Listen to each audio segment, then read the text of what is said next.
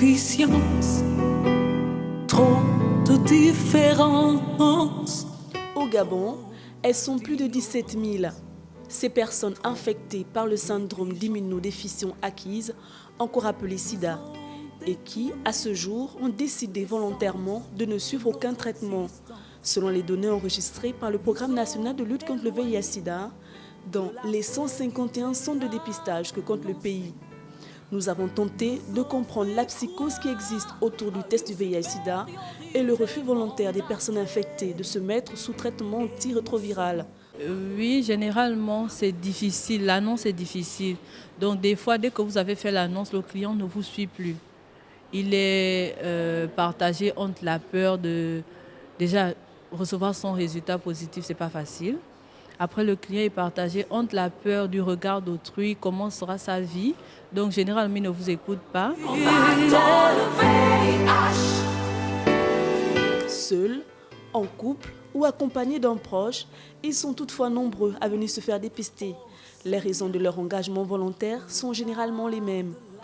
Et vu que mon partenaire s'est fait dépister la semaine passée, moi je suis venue cette semaine aussi pour me faire dépister. Vous avez eu un ex-compagnon atteint du VIH-Sida ou alors vous avez eu des rapports sexuels non protégés, vous présentez quelques symptômes d'amaigrissement, de diarrhée ou de fièvre. Tout cela ne suffit pas pour s'autodéclarer séropositif. Pour en avoir le cœur net, il faut faire un test de dépistage. Sur l'existence, le vent souffle. Nous faisons près de 100 dépistages tous les jours. Et je veux dire qu'on nous refusons même en fait. À un moment donné, nous arrêtons de prendre à partir de 11 h. Il y a toujours des gens qui voudraient bien. Prétexte, prise de sang, codification des informations personnelles, traitement en laboratoire et décodification. En quelques minutes seulement, les résultats devraient être disponibles. Si le résultat est positif, on l'oriente pour une prise en charge et on donne les conseils selon la vie qu'il devra désormais mener.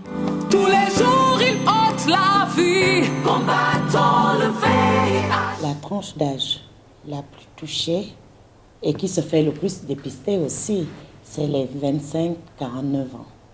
Dans cette tranche d'âge, nous avons 57% aussi des séropositifs, ce qui montre que toujours le VIH touche